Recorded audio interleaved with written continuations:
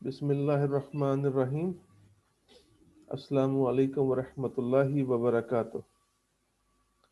वालेकुम अस्सलाम रहमतुल्लाह। मैं आपको आज सब दोस्तों को अपने जूम क्लाउड ऐप में अपनी क्लास के अंदर वेलकम करता हूं और उम्मीद है कि आप सब खैरियत से होंगे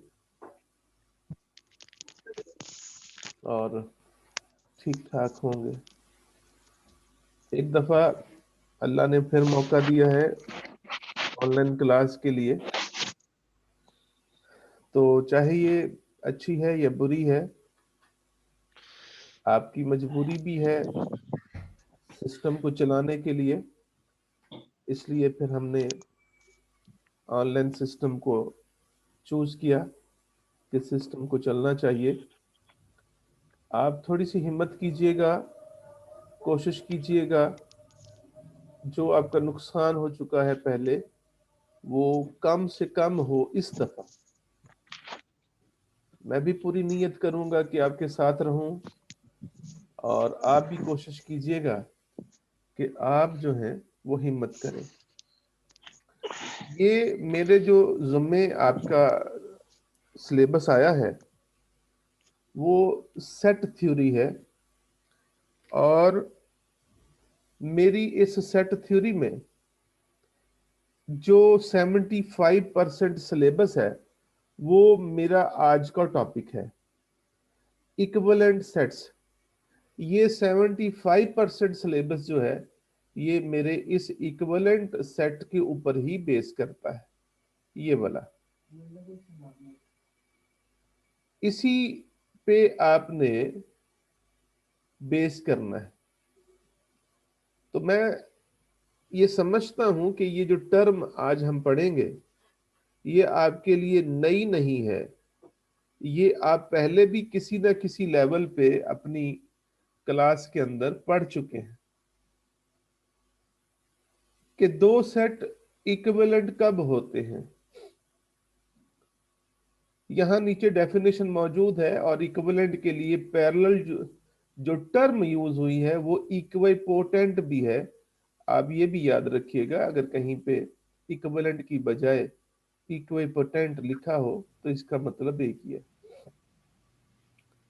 ये बड़ा सादा सी जुबान में ब्रैकेट के अंदर उसने लिख दिया है कि जनाब इक्विवेलेंट का मतलब है वन वन और आन टू।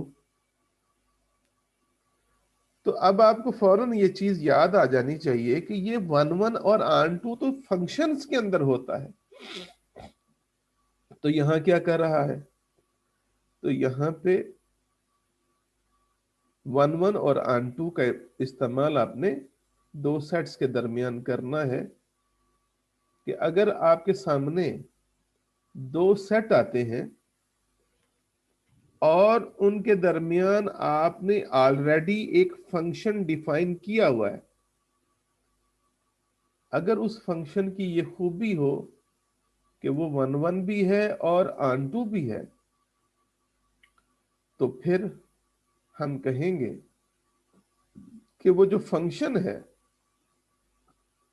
वो बाइजेक्टिव फंक्शन है जिसके अंदर वन वन और आन टू दोनों बातें हों। क्योंकि मैं समझता हूं कि आपको ये चीजों का पता होगा कि फंक्शन वन वन होता है, आन टू नहीं होता, फंक्शन आन टू होता है, वन वन नहीं होता। या बहुत से ऐसे फंक्शंस भी हैं जो वन वन भी नहीं होते, आन टू भी नहीं होते, मगर वो फंक्शन जरूर होते हैं। और ऐसे भी फंक्शन मौजूद हैं जो वन वन भी होते हैं और आन टू भी होते हैं।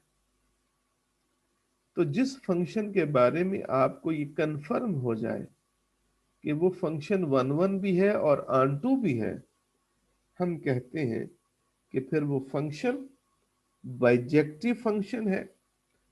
और जिन दो सेट्स के दरमियान वो फंक्शन डिफाइन किया गया है उन दो सेट्स को कहते हैं कि वो इक्विवेलेंट सेट हैं। और उसके लिए ये सिंबल यूज होता है ए, इसे बोलते हैं tilde. A is equivalent to B, ये जो सिंबल डाला उसने, ये वैसे हम बोलते हैं टाइल्ड भी लोग कहते हैं, टिल्ड भी कहते हैं, यानी TILED ऐसे। तो कुछ लोग टाइल्ड, कुछ लोग टिल्ड। तो बहरहाल हम टिल्ड टुल्ड नहीं बोलेंगे, हम बोलेंगे equivalent. A is equivalent to B.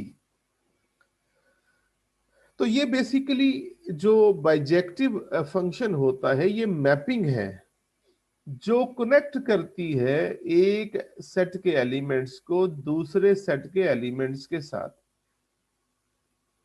तो फिर हम कहते हैं कि जनाब ये जो है ये इक्विवेलेंट है। मैं आपको एक छोटी सी बात बताता चलूं। देखें, अगर तो आपके पास जो दो सेट हैं वो दोनों सेट फाइनाइट हैं, यानी आपके पास एक सेट ए है, आपके पास एक सेट बी है। आपने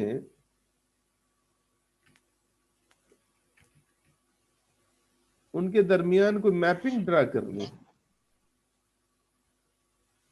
आपने एक मैपिंग ड्रा करनी है उनके दरमियान, और उस मैपिंग का नाम हम रख देते हैं एफ। अगर सेट फाइनाइट है 1 2 3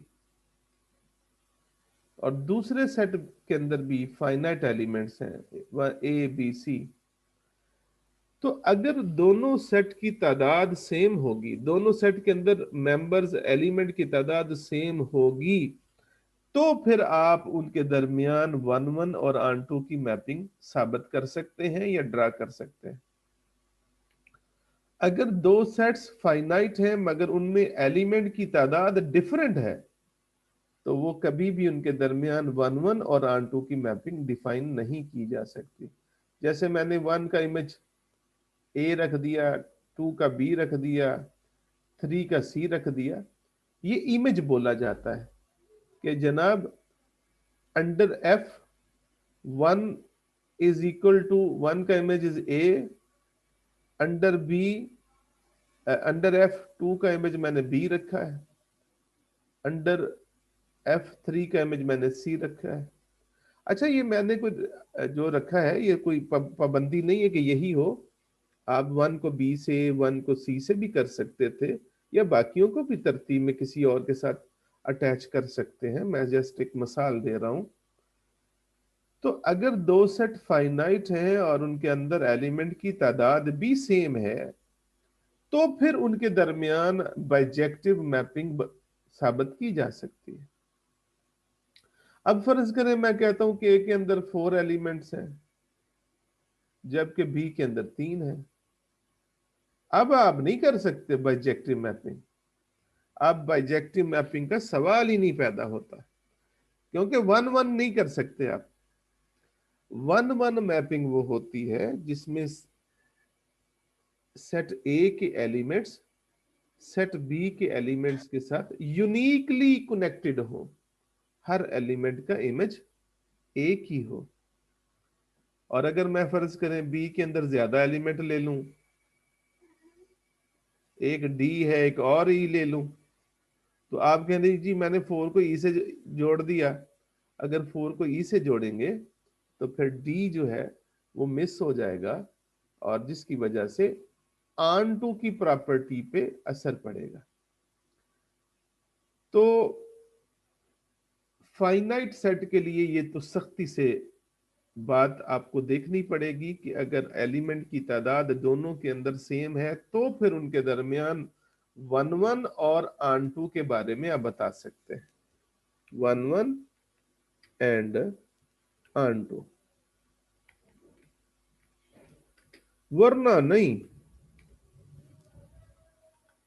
तो इनफाइनाइट सेट के बारे में जो मामला है लिटरेचर के अंदर वो थोड़ा सा डिफरेंट है, वो फिर हम इंशाल्लाह वो डिटेल से चेक करेंगे।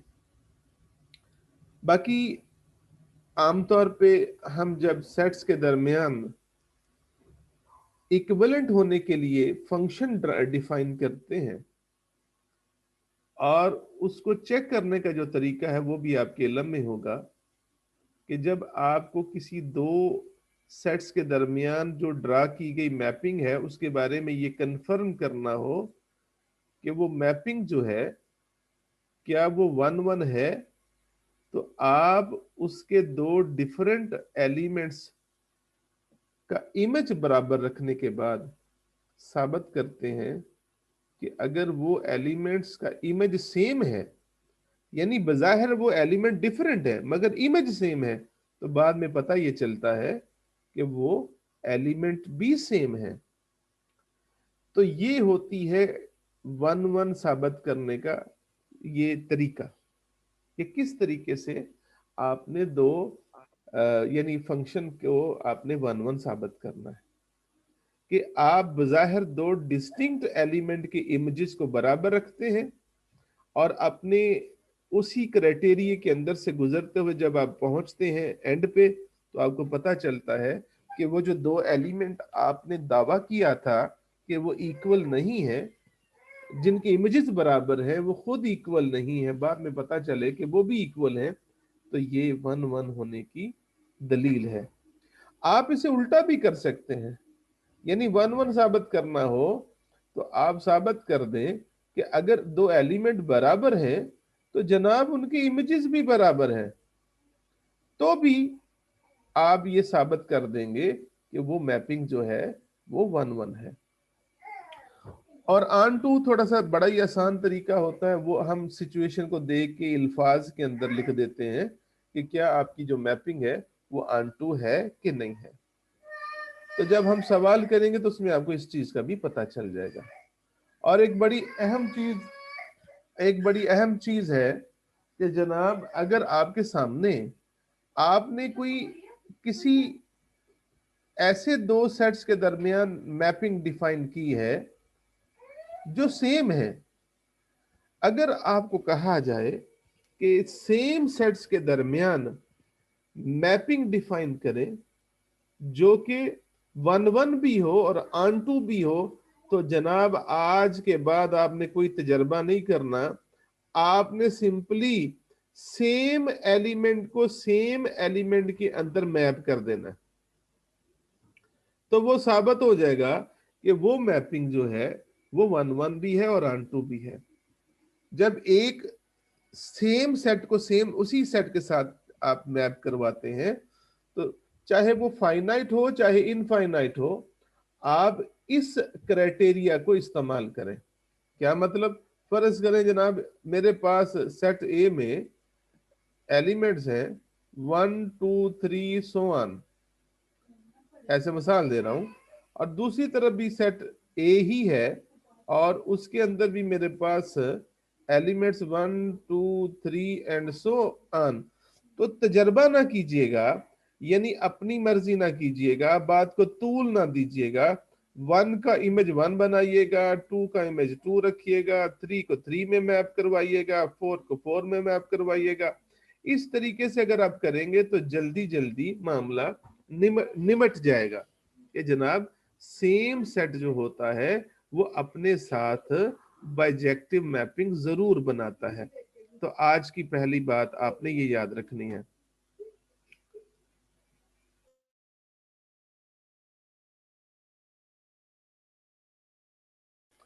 इसके बाद आगे चलता हूं, यानी आज के बाद आपने ये पल्ले बांध लेना है कि सेट चाहे फाइनाइट हो चाहे इनफाइनाइट हो, वो अपने साथ जरूर इक्विवेलेंट होता है। एक तो ये आपने बात समझनी है। और जो बेसिक फंक्शंस के बेसिक प्रीलिमिनरी रूल्स आपने पढ़े हुए हैं उनके अंदर ये बात क्लियर है कि जनाब अगर आपने एक मैपिंग डिफाइन की है ए से बी की तरफ जो कि बाइजेक्टिव मैपिंग है, यानी ए बी के इक्विवेलेंट है, तो किसी फंक्शन का अगर वो फंक्शन वन वन और ऑन टू हो, उसका इनवर्स भी जो होता है वो वन वन और ऑन टू होता है। ये भी आपने कहीं ना कहीं जरूर पढ़ा होगा, तो वो भी आप देख लीजिएगा। यानी इस बात के बाद आप ये कह सकते हैं, जो पहली बात मैंने आपको बताई थी उसके मुताबिक मैथमेटिकली हम कहते हैं कि जब हर सेट अपने ही इक्विवेलेंट होता है तो उस प्रॉपर्टी को कहते हैं रिफ्लेक्सिव प्रॉपर्टी। Reflexive property.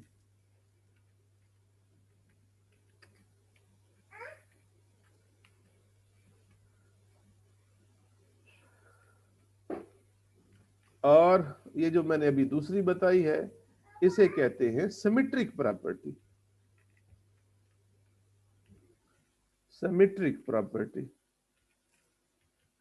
यानी कहने का मतलब ये है कि ये जो इक्विवेलेंट होना है ये सिमेट्रिक प्रॉपर्टी को भी होल्ड करता है। ये आप वो समझ लीजिएगा कि प्रॉपर्टी में वो लिखा हुआ है कि अगर ए बी के इक्विवेलेंट है तो बी भी ए के इक्विवेलेंट है। उसके लिए आपको साबित करने की जरूरत नहीं है।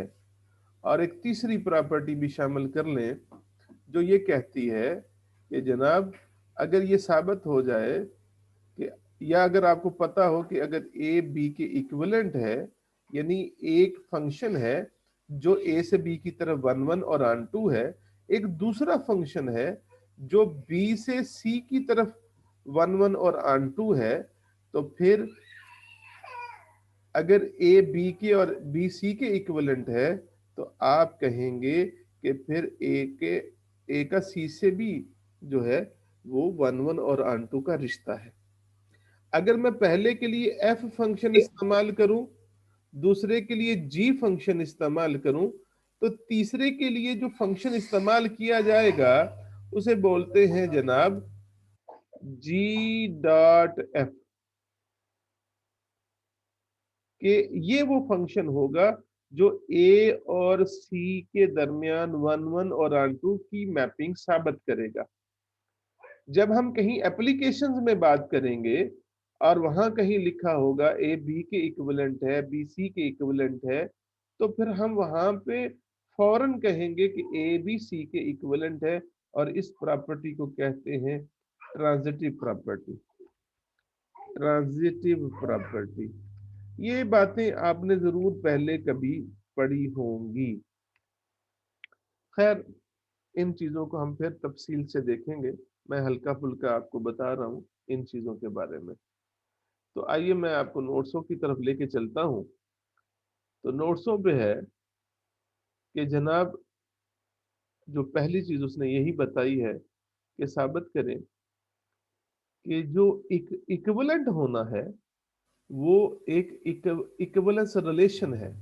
आपने जरूर ग्रुप थ्योरी के अंदर ये पढ़ा होगा कि इक्विवेलेंस रिलेशन कौन सा होता है। वो रिलेशन जो रिफ्लेक्सिव हो, जो सिमेट्रिक हो और जो ट्रांजिटिव हो, उसे कहते हैं इक्विवेलेंस रिलेशन। तो ये जो सेट्स के दरमियान इक्विवेलेंट की प्रॉपर्टी है, ये जो रिलेशन है सेट्स के दरमियान, ये इक्विवेलेंस रिलेशन है।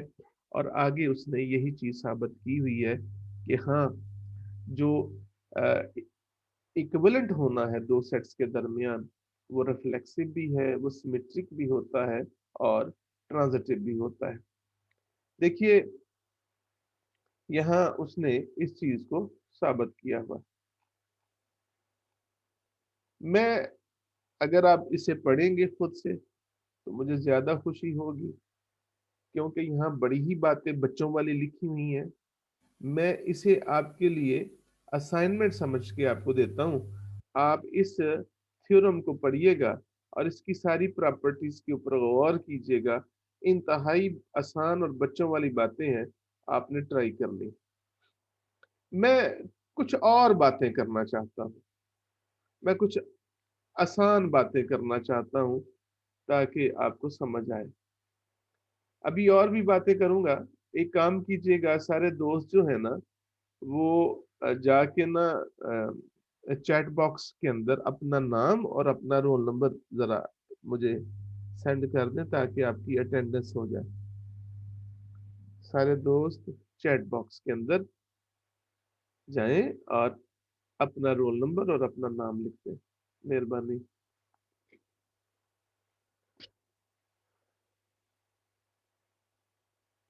मैं कुछ नए सेट्स की बात करता हूं, पहले यहां से शुरू करते हैं।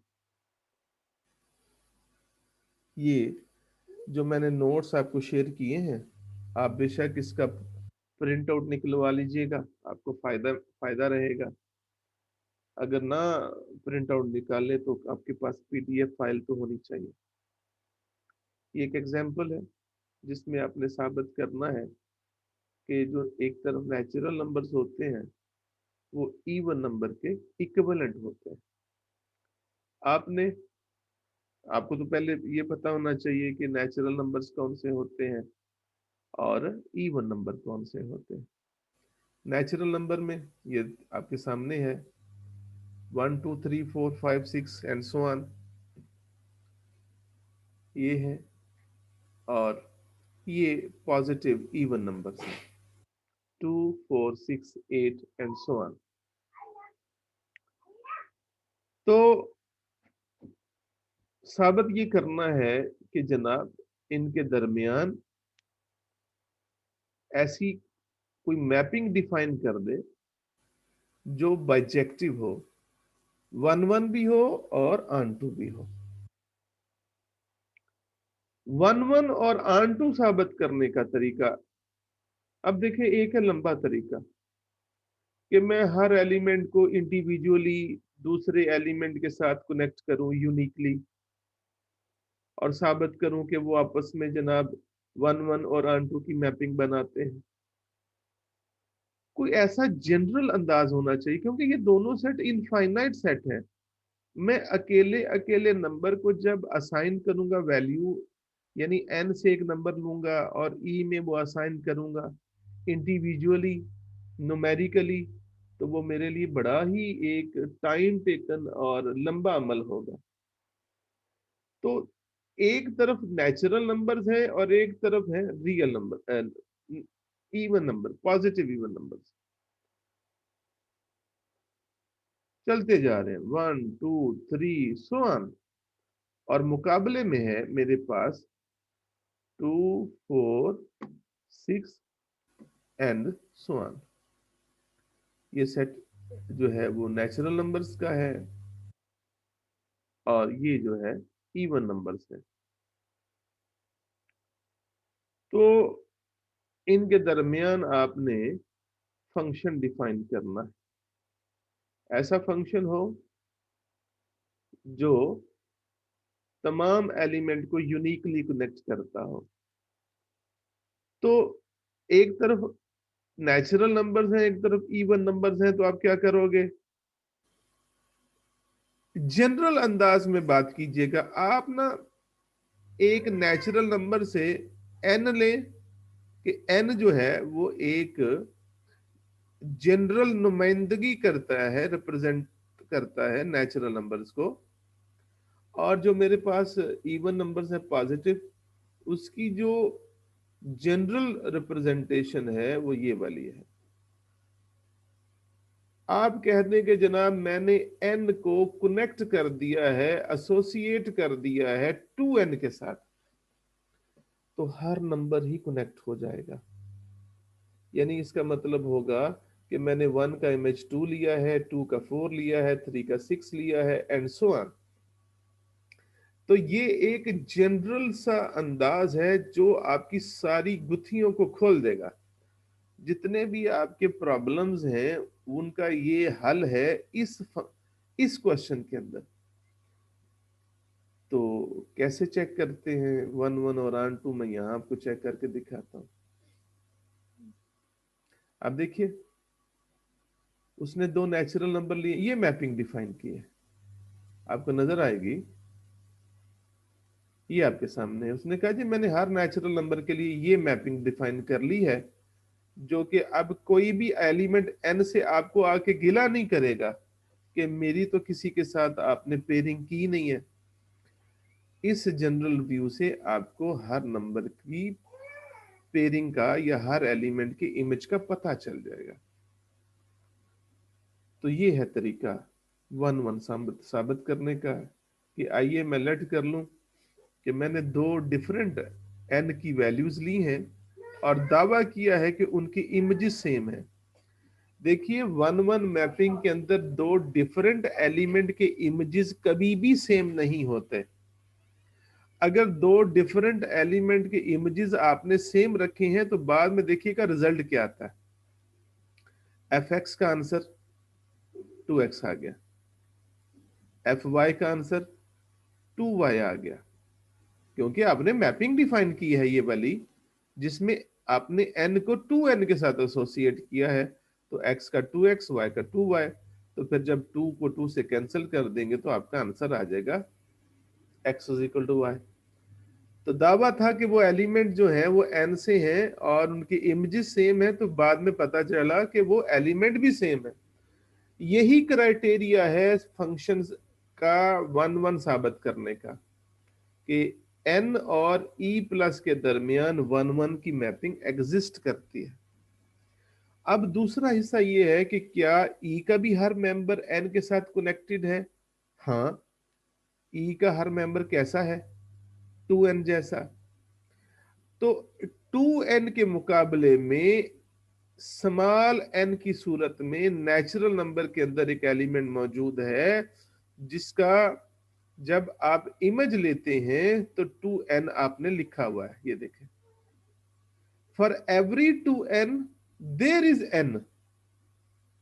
उल्टा बोलना है कि for every 2n belongs to capital E we have a small n in n such that. तो साबित हो गया कि जनाब ये जो है मैपिंग 1-1 भी है और ऑन-टू भी है।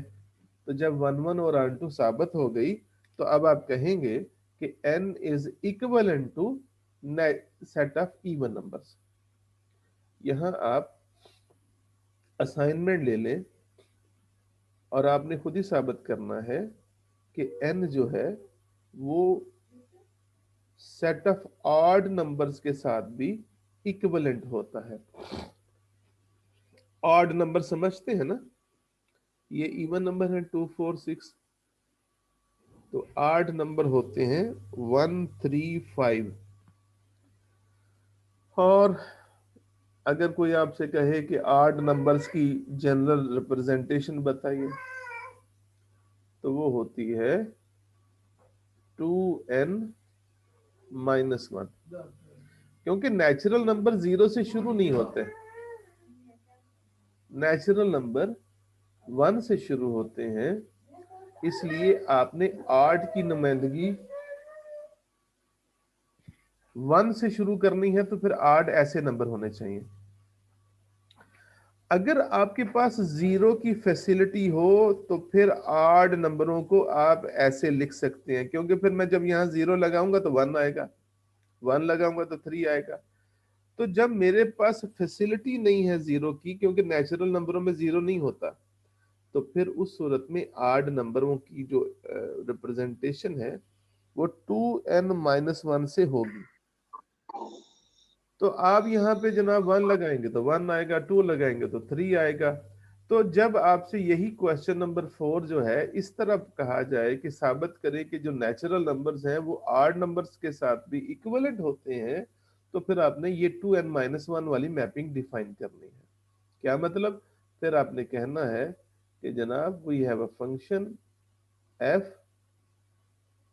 at which the image of n is 2n-1। और इन्हीं लाइनों के ऊपर जब आप चलेंगे तो इंशाल्लाह ताला आप साबित कर देंगे कि the natural numbers also is equivalent to odd numbers. तो हो सकता है ये नोट्सों के अंदर मौजूद हो, ना भी मौजूद हो, तो आप प्लीज इसको नोट कर लें, इस बात को समझ लें कि ये इक्विवेलेंट होता है। आगे चलते हैं। मैं इंटरवल्स को बाद में देखता हूं, मैं कुछ चीजें और पहले आपको बताऊंगा। इंटरवल्स को बाद में देखते हैं।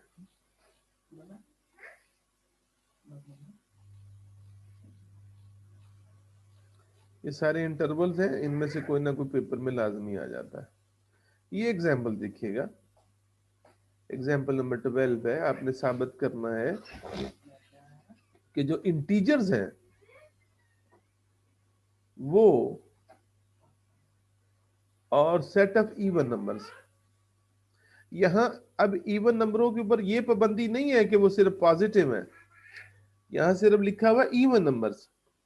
तो इवन नंबर्स में ये आपके सामने है, पॉजिटिव भी है नेगेटिव भी है, ये इंटीजर्स हैं। तो देखें, कहता है कि इनके दरमियान आपने साबित करना है कि ये मैपिंग जो है, ये जो जी और ई है ये इक्विवेलेंट है, जी इज इक्विवेलेंट टू ई, ये साबित करना है। वही मैपिंग जो अभी मैंने आपको नेचुरल नंबर्स की इवन नंबर्स के साथ, पॉजिटिव इवन नंबर्स के साथ की थी, वही आपने यहां इस्तेमाल करनी है। देख लें कि आपने जी को जब ई के साथ कनेक्ट किया है, इस फंक्शन के साथ कनेक्ट किया है, देख लें वही अमल है। F X F Y, two X two Y, X Y के बराबर आ गया। तो पता चला कि जी इंटीजर्स और ई जो इवन नंबर्स हैं इनके दरमियान वन वन की मैपिंग है। और आन टू के लिए देख लें, for every two N belongs to E there exist N belongs to G such that, लिहाजा वो एफ जो है वो आन टू है, और जो वन वन और आन टू की मैपिंग है वो एग्जिस्ट करती है। साबित हो जाएगा कि जनाब ये वन वन और आन टू। आगे चलते हैं।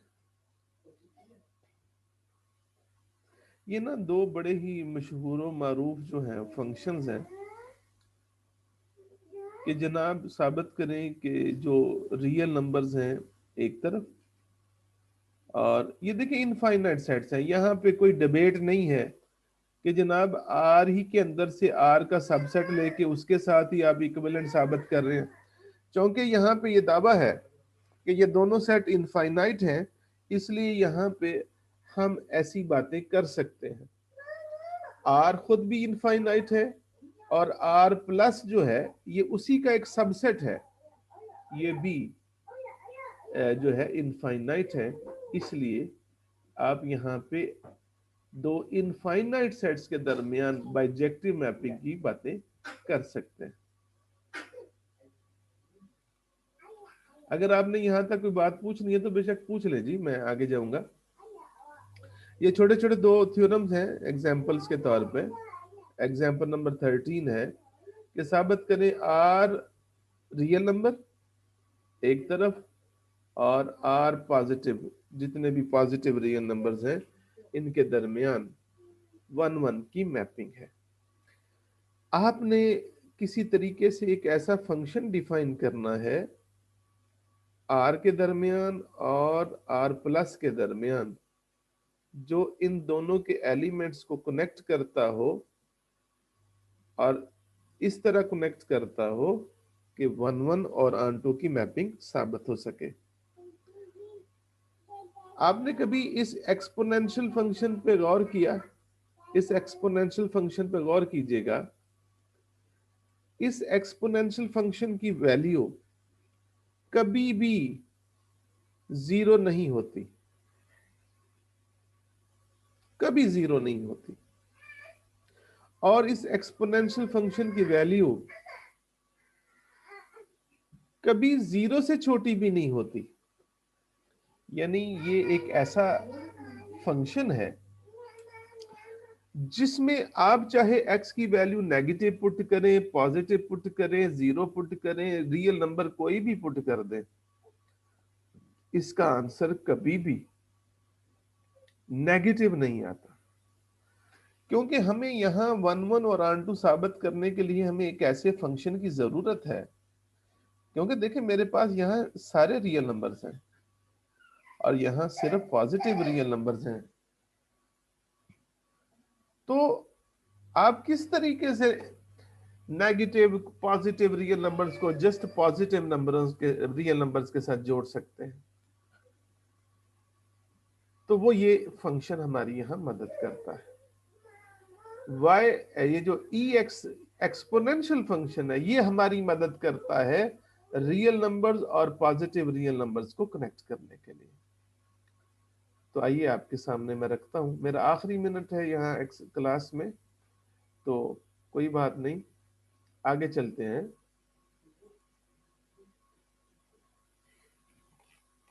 यानी ये देखिएगा, उसने ये फंक्शन डिफाइन किया, आप पढ़िएगा कि जनाब ये फंक्शन है ई एक्स, और वही दो एलिमेंट लिए, उनकी इमेजेस को बराबर रखा, वो एलिमेंट्स के इमेजेस ये आए, और उसके बाद फिर आपने डायरेक्ट भी किया जा सकता था, यानी यहां से आप यहां आ जाते कि एक्स वाई के बराबर है, ये दरमियान वाला अमल ना भी करे, कोई मसला नहीं। और आंटो भी इसी तरीके से।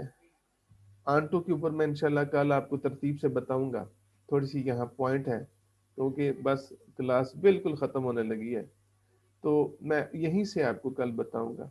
आपने थोड़ा सा आज ये पढ़ना है कि जनाब ये वन वन और आंटू क्या होता है, इक्विवेलेंट सेट्स क्या होते हैं, और उनकी प्रॉपर्टीज के बारे में। बाकी कोई खैर खबर हुई तो आप कल पूछ लीजिएगा, क्योंकि अब क्लास वैसे ही बंद हो जाएगी, ख़त्म हो जाएगी। शुक्रिया, अस्सलाम वालेकुम।